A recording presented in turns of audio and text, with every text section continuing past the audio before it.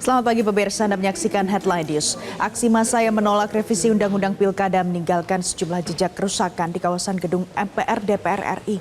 Meski demikian, aksi massa tersebut berhasil membuat DPR membatalkan revisi Undang-Undang Pilkada. Bernardin Mario dan Firman Adfriana akan menunjukkan jejak aksi massa kemarin di sekitar gedung MPR DPR RI. Aksi unjuk rasa massa yang menolak revisi Undang-Undang Pilkada memang kemarin sempat diwarnai kericuan dan akhirnya membuat beberapa fasilitas umum di sekitar Jalan Gatot Subroto, Senayan, Jakarta Pusat, dan juga bagian luar gedung MPR DPR RI mengalami kerusakan.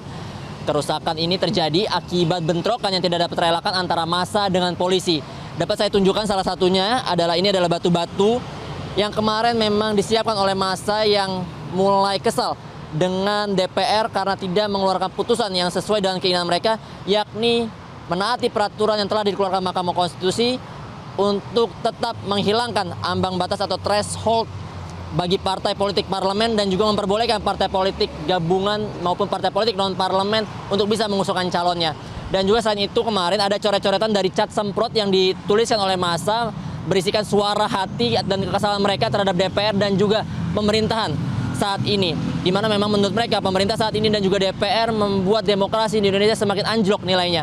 Namun dapat dilihat coretan-coretan yang ada di dinding sekitar gedung parlemen saat ini sudah kembali dicat ulang oleh pihak petugas yang ada di DPR maupun MPR RI. Selain itu saya juga ajak Anda ke salah satu titik lokasi yang membuat kekisruhan antara polisi dan massa aksi unjuk rasa tolak revisi Undang-Undang Pilkada pecah pada sekitar pukul 4 atau setengah 5 sore. Ini adalah salah satu gerbang masuk yang membuat pada saat itu massa akhirnya bentrok dengan polisi yang ada di dalam kawasan gedung parlemen MPR DPR RI Senayan, Jakarta Pusat.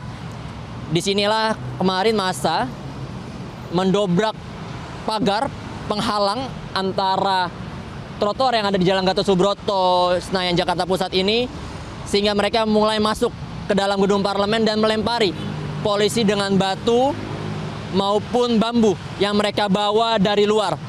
Sehingga polisi pun untuk mencegah massa masuk lebih jauh ke dalam gedung MPR DPR RI, kemudian dilemparkanlah gas air mata dan juga mengambil beberapa provokator yang masuk ke dalam gedung MPR DPR RI. Namun memang dalam aksi tersebut massa yang sudah datang sejak pukul 10 pagi ini tidak mendapat kejelasan apapun dari anggota parlemen terkait dengan putusan apa yang akan diterapkan, sehingga membuat massa ini kesal dan akhirnya mulai melakukan aksi yang di luar kesepakatan sebelumnya, di mana seharusnya aksi ini berjalan dengan damai, mengeluarkan suara pendapat dan orasi-orasi kebangsaan yang mendukung pro-demokrasi. Namun akhirnya membuat massa ini memilih untuk mengambil jalan pintas karena tidak dapat menemui langsung anggota DPR.